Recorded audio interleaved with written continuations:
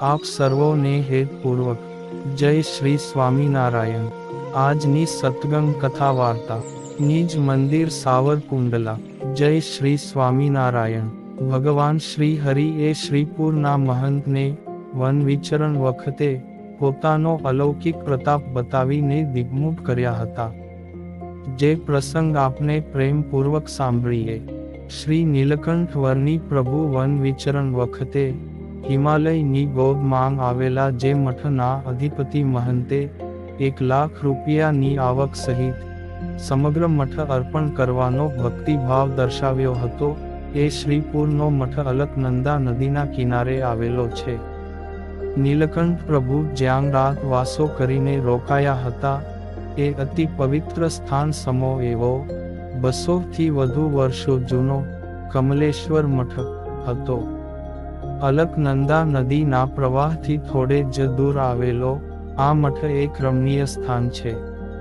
આ મઠ દ્વારા પ્રકાશિત પુસ્તિકા કમલેશ્વર મહાત્મ્ય માં જણાવેલ પૌરાણિક કથા મુજબ આ સ્થાને ભગવાન શ્રી રામચંદ્રજી એ ભક્તિભાવપૂર્વક શિવજીની કમળના પુષ્પોથી પૂજા કરી હતી। મહાદેવજીને રામચંદ્રજીની પરીક્ષા લેવાનું મન થયું, એટલે પૂજા માંગ એકાગ્ર થયેલા રામચંદ્રજીની છાબ માંગથી એક કમળ લઈને તેમને સંતાડી દીધું। પૂજા માંગ અંતે એક કમળ ઓછું પડ્યું, તેથી રામચંદ્રજી એ પોતાનું નેત્ર કમળ પૂજા માંગ અર્પણ કરી દીધું। આમ શિવજી પ્રસન્ન થઈ ગયા। આથી આ મઠનું નામ કમલેશ્વર મઠ તરીકે પ્રસિદ્ધ થયું। પૂર્વે જ્યારે આદિ શંકરાચાર્યજી એ બદ્રીનાથના શ્રી વિગ્રહની સ્થાપના કરી, એ જ અરસામાં આ મઠની પણ સ્થાપના તેમણે જ કરી હતી। જે તે સમયે ગઢવાલ રાજ્યના મહારાજાએ આ મઠની આજીવિકા માટે 62 ગામોની ઉપજ આ મંદિરને અર્પણ કરી હતી, એટલે સહેજે જ મઠને લાખો રૂપિયાની આવક તે સમયે પણ હતી। સ્થાનિક ટ્રસ્ટ દ્વારા પ્રકાશિત થયેલી આ પુસ્તિકાના ઉલ્લેખ પ્રમાણે મઠની તત્કાલીન આવક 3 લાખ રૂપિયા જેટલી હતી। આજથી 200 વર્ષ પહેલા જ્યારે શ્રી નીલકંઠ વર્ણી આ મઠમાં પધાર્યા, ત્યારે ઈસવીસન 1792ની સાલ હતી। તે વખતે આ મંદિરના મહંત તરીકે સંન્યાસીઓની ફક્કડ પરંપરા માંગ નિર્મલપુરી નામના મહંત ગાદી પર હતા। તેમની મહંતાઈનો સમય ઈસવીસન 1787ની 1812 સુધીનો હતો। આ કમલેશ્વર મઠ આજે દર્શનીય છે। ઋષિકેશથી બદ્રીનાથ જતા રસ્તા માંગ રુદ્રપ્રયાગ પહેલા આ શ્રીપુર આવેલું છે।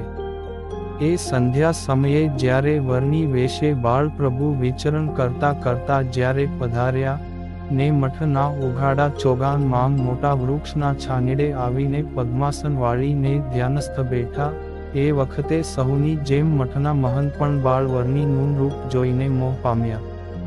વર્ણીનું સ્વરૂપ જોઈને મહંત નિર્મલગીરીને અંતર માંગ અદ્ભુત શાંતિની અનુભૂતિ થઈ। વર્ણીને એકલા બેઠેલા જોઈને પોતે આવીને કહેવા લાગ્યા કે, બ્રહ્મચારી, આપ કાં તો મઠ માંગ આવી જાઓ કાં તો ગામ માંગ ચાલ્યા જાઓ। આમ મઠના ઓટલે બેઠેલા વર્ણીને મહંતે કહ્યું। નીલકંઠ વર્ણી એ પૂછ્યું, કેમ? ત્યારે મહંત બોલ્યા કે, આ ઘનઘોર જંગલ માંગ હિંસક પશુઓનો ઘણો ત્રાસ છે। રાત્રે તે આંધી આવશે તો તમને જરૂર ફાડી ખાશે। આમ મઠના મહંતની આ ચેતવણી સાંભળી વર્ણી એ સ્મિત વેર્યુંને બોલ્યા કે, મહંતજી, શું સંતાઈ જવાથી આવેલું મોત પાછું જતું રહેશે? લોકો લાંબુ જીવવા હાથે દોરા બાંધે છે, છતાં આયુષ્યની દોરી તૂટે ત્યારે તે દોરા ક્યાં કામમાં આવે છે? રાજાઓ અનેક વૈદ્ય રાખે છે, છતાં ઘણા બાળપણ માંગ જ મરી જાય છે।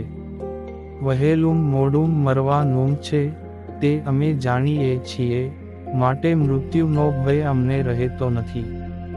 અમે તો અહીં ઓટલે જ આરામ કરશું।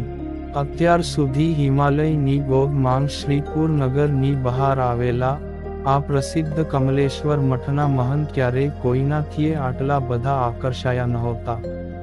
આ બાળ બ્રહ્મચારીનું આકર્ષણ તેમને કોઈ પણ ભોગે આશ્રમની અંદર ખેંચી લેવા આગ્રહ કરતું હતું, પરંતુ બીજી બાજુ વર્ણીની મક્કમધીર ગંભીર વાણી માંગ મહંતને બાળહઠને જોગી હઠબંગને એક સાથે જણાઈ આવી. તેથી વધુ વાત કરવાનું મૂકી તે મઠ માંગ ચાલ્યા ગયા. ધીમે ધીમે રાત્યના 2 પ્રહર વીત્યા, ત્યાં કેસરી સિંહની ત્રાડથી જંગલ ધ્રુજી ઉઠ્યું. મઠ માંગ સૂતેલા મહંતને તેના શિષ્યો સફાળા જાગી ગયા ને ભયથી થરથર ધ્રુજવા લાગ્યા. મહંતને થયું કે પેલો બાળ બ્રહ્મચારી જરૂર કાળનો કોળિયો થઈ જશે. એમ જાણીને બહાર શું બને છે તે જોવા તેણે બારીની તિરાડ માંગથી જોયું. તો આશ્ચર્ય! ગોવાળ પાસે ગાય વર્તે તેવી દશા નાનકડા નીલકંઠ વરની આગળ એ ડાલા મથા સિંહની હતી. મહંત અને એના શિષ્યોની રાત આખી આ ઐશ્વર્ય દર્શન માંગ વીતી, ને સવાર પડતા વરની નદીએ સ્નાન કરવા ચાલ્યા, ને સિંહ સાથે ચાલતો થકો ઝાડી માંગ અદૃશ્ય થઈ ગયો. સગી આંખે નિહાળેલું આ કૌતુક મહંત સહિત શ્રીપુરના ગામજનોને વરની પાસે લઈ આવ્યું. તે દોડીને વરણીના ચરણે ઢળી પડ્યા ને કહેવા લાગ્યા કે, બ્રહ્મચારી, આપ બહુ પ્રતાપી પુરુષ છો. આપ અહીં રહી જાઓ. હું આપને અહીંથી જવા નહીં દઉં. આપને આ મઠના મઠાધિપતિ હું તમને બનાવી દઉં. વર્ષે લાખ રૂપિયાની આવક છે. હું પણ આપનો શિષ્ય બની રહીશ. મહંત બોલે જ જતા હતા.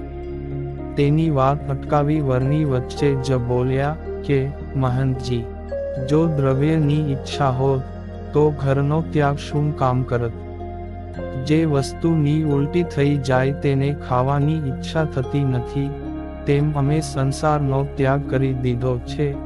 અમે તીર્થાટન કરવા સારું ગૌ દોહન પણ એક સ્થળે નહીં રોકાવાનો પ્રણ લઈને વિચરણ માંગ ફરીએ છીએ. આટલું જ કહીને વરની એ વિચરણ માટે ચરણ ઉપાડ્યા, ત્યારે મહંતને તેના શિષ્યો એ મૂર્તિમાન વૈરાગ્યને જતા અનિમેષપણે જોઈ રહ્યા. આ પરમ પાવનકારી ચરિત્ર શ્રી હરિ લીલામૃત કળશ 3 વિશ્રામ 3 માંગથી આપ સૌને વાંચી સંભળાવ્યું છે. જય શ્રી સ્વામિનારાયણ.